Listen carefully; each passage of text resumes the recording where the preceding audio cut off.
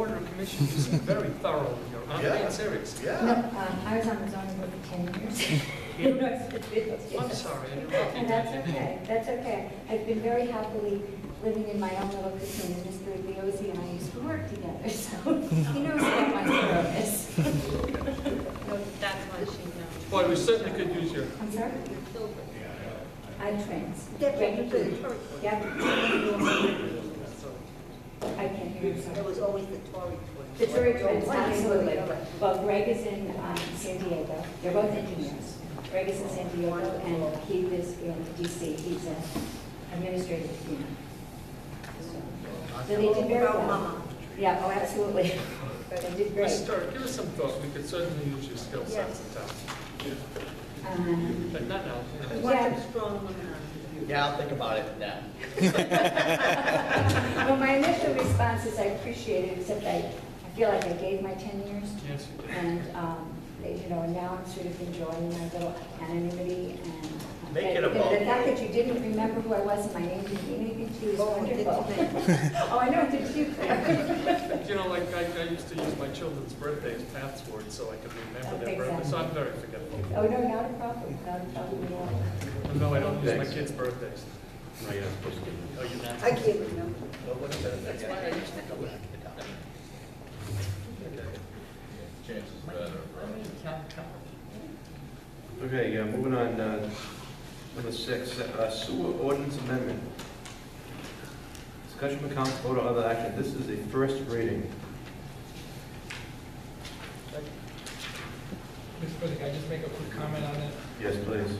You'll notice that again, first reading, this was also sent to the sewer commission for their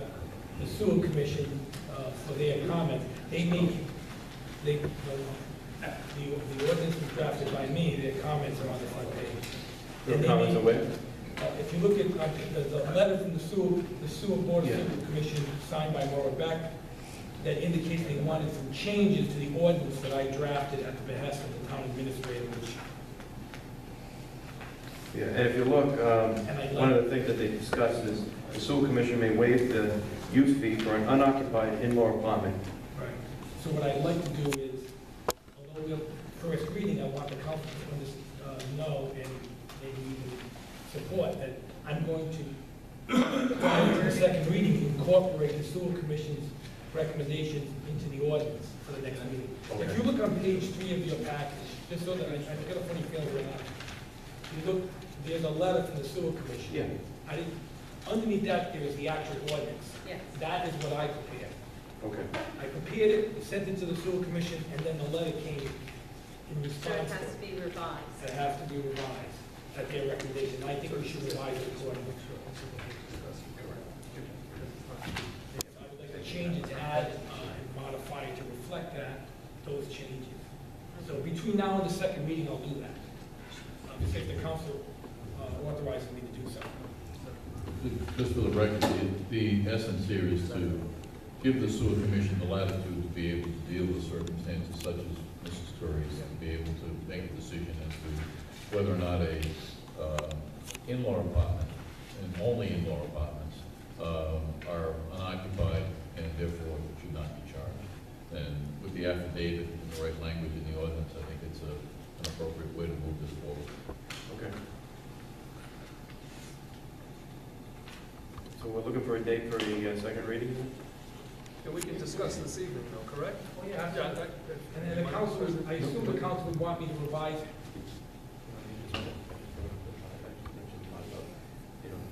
It is going to address what we were just talking about. So that's what this amendment's going to do.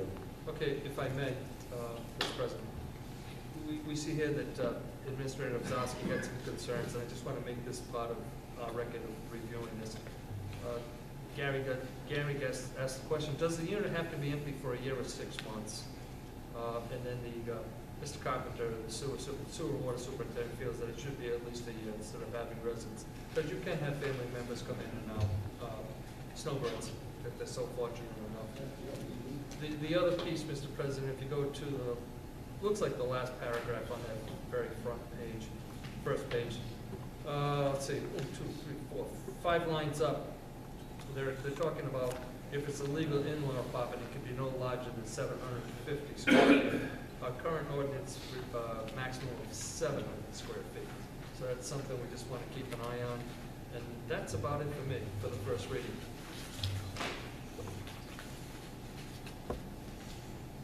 Anybody else have anything they want to discuss on this issue?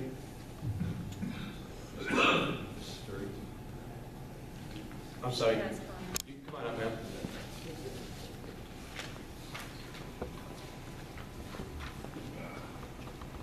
I don't know when the sewer committee's comments were, so these may be good. I think the amendment should be to 834, not 835, because we're talking about sewer use charges, not assessments. Can you repeat that? And you sure you don't want to come back on? Well, if you get lonely, Exactly. so you're saying it should be. So the section of the ordinance that we're supposed to be amending is section 8-34, which is the sewer use charges. Not Section 835. 835 is assessment of charges, and it talks about assessment districts and more like sewer assessments rather than sewer use charges. So I think it would be under sewer use charges. David, forgive me if I'm No, overstepping. no, not at all. No, we want to get it right. So I would have it as section 834 entitled, quote, sewer use charges, end quote, be amended. And I would amend it at 834 subsection C subsection 1B. I got it. Probably something I just should talk to David about. Same thing two things. One is, I hate the word discretion. I really hate, Because it changes from. well, because unless you set forth the criteria Yeah. Yes, and it will.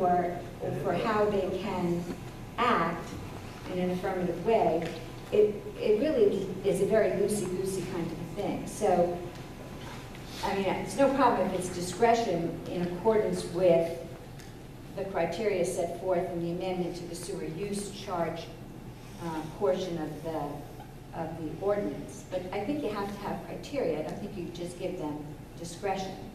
Now, if they like me, so they're going to let me do it, and they don't like somebody else, so maybe not. We need something more concrete. So I do think that the discretion just always makes me a little nervous. And it would be in the second line would be sewer use charges, not sewer assessment charges. And I had the same question, I think that Mr. Wazowski raised, regarding, how do you determine, for example, on your motor vehicle taxes, you pay by the number of days that you own the motor vehicle. And I don't think we want to get into that in terms of sewer assessments.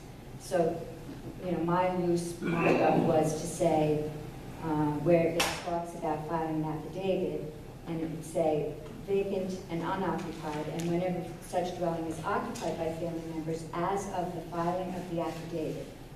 So as of the date of filing in January, you indicate is it occupied or it's not occupied. That then becomes the use, you would use that for the following year's assessment. So you would say, an affidavit shall be filed with the Water and Sewer Department and shall be updated yearly by January 31st for the next sewer use charge bill. So if you had a family member living there on January 15th, you would be assessed in that next bill for the 2 units. If you didn't, you wouldn't. If that person moves or passes in between, I guess they can file an appeal if that's how you choose to handle it. But I think you have to be a little bit more concrete in whether or not you can do it on a per diem basis. My father died, so now I'm going to come in and I want my money back. I think that's a headache nobody wants to face. But, and so those are the things that I would say, is that we need a criteria for the waiver of the sewer usage. We need to amend the sewer ordinance reflecting the criteria. We need to send notice to all of the current accessory family dwelling unit owners of the change, so that they're aware. And I guess I also, this is just my own little pet peeve, I'd suggest that you change the zoning ordinance where under section 5639, which is the accessory family dwelling unit, under subsection A5, it says, all utilities for the principal residence and the accessory unit will be common to both, i.e. electrical, sewage, heating, etc. I think that that, in some ways, is a conflict, where you say that they have to be common in the zoning ordinance, but in the sewer ordinance, you're allowing them to be charged separately. So I would just take out sewage out of the zoning ordinance, and, I mean, obviously, you're not going to have two totally separate sewer systems, so I think you could take sewage out without being a problem. And that way, you can charge for two under the circumstances that it's appropriate. This is why you get in trouble. This is why I get This trouble. is why you get in trouble and ask to volunteer. You can't come up and act like this and expect us not to ask you to do things. I beg your pardon. Remember this We quote. may want your notes. Remember this quote. The dumber you are, the smarter you are. In some circumstances, that's very true. So just, if you want a life, don't feel like you're doing life. You just don't know. I That's my take that as a advice. compliment. Oh, my goodness. That's a compliment. Those are my only comments. Deb, did you get all that? I did. Yeah, call me, you know where to find me. Thank Just you. trying to help. Thank you Trying to so help. much. Thank you. Thank you. Think about that, you may be getting bored. I have two granddaughters in Virginia that I You go see like, yeah. as often as I can. That's a good track ball. Yeah, you recognize talent. Yeah, you did. Switch that right up. Okay. Slide the chair right around. We have so much time to do. Did anybody else have anything they wanted to add, or think they could add to that? So continue. Okay, so, Okay. So we're going to continue this, or we're looking for a second reading on this? So we're going to be, that April? Yeah. I don't know what the schedule is for the next sewer commission meeting. This will need to go back to the sewer commission. Okay. Um, All right, why don't we hold off, and we'll find out when the next sewer commission meeting is, and we'll schedule it accordingly. Or do we have to do that now? to be determined. Yeah, the third. So there will be one before we, we'll be all right on the 23rd. Yeah. They meet on the 18th, correct? Yeah. Or will that, the changes be prepared? Yeah, we'll get it done before. Okay. So what's the date, people, 23rd? The 23rd. Yeah, motion to continue the public hearing regarding sewer ordinance amendment, section 8-35, assessment of charges to April 23rd. Motion, do we have a second? Second motion. Roll call. Mrs. Bottomoli? Yes. Mr. McGee? Yes. Mrs. O'Hara? Yeah. Mr. Zalinski? Yes. Mr. Giordano? Yes.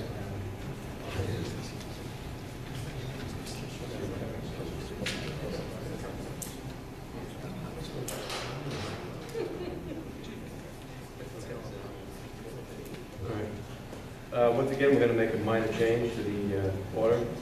If you look down, old business, discussion by council, vote or other action on recommendations from the Public Safety Commission regarding the ladder truck disposition.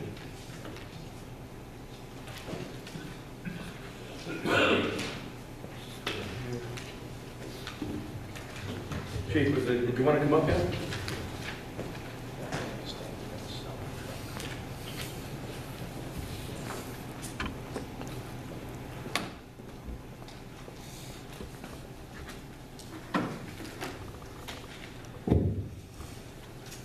I don't know, you need an explanation on this? I believe you were at the meeting. I was. If you recall, Council Zalinski will remember in previous administration, this has already been passed, but it got waylaid, so it had to come before you again. It's not often that fire departments seek to remove a piece of that kind of importance. But given the layout of this town, given the mutual aid, the proximity of other aerial apparatus, and the unbelievable cost of that infrequently used tool, we're asking that the town administrator, in conjunction with the fire department, We can't move on it yet because it serves as a backup piece. So when a truck is down for repairs, that is put into service. But it's way too an expensive piece to replace for a backup apparatus. We bought that truck in 1996 for $275,000. To replace it today would be just under $1 million. So that's lunacy to ask this town to fund that kind of truck for such infrequently used. Now, back then it was a smart move because technically it's called a quint, and that does 5 things. It is an aerial apparatus that's 75 feet in height. It has a pump, it carries hose, it carries ladders, and it carries water. So it's very multifaceted and flexible, and it's designed for small resource departments like our town, in lieu of spending for the big 100-foot aerial that only does 1 or 2 things.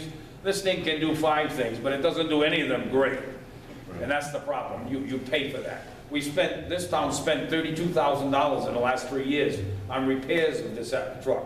Every time we use it as a backup piece and we chase rescues with it, as soon as it comes back to the barn, it's in the repair shop for an inordinate period of time, and it's expensive. So we've taken a look at it from a tactical perspective. The NFPA standards still say you send an engine after an engine, not a ladder truck after an engine. If we have a need for a ladder, given what's being called for, we get it out of the city of Woonsocket, the town of Lincoln, and Borough's got 5 ladder trucks, believe it or not. So that's the basic gist of it, as concise as I can be. You would like to add something to that, Mr. Administrator? Only that I support the recommendation, bring it to you to make sure that as the town's governing body, that you understand what's taking place and that there are no second thoughts. And how much are we gonna get for this truck? Not much. Whatever we can. So why don't we just keep it? Just Because The repair. first of all, we're short on space, number one. Not number one, but one of the problems.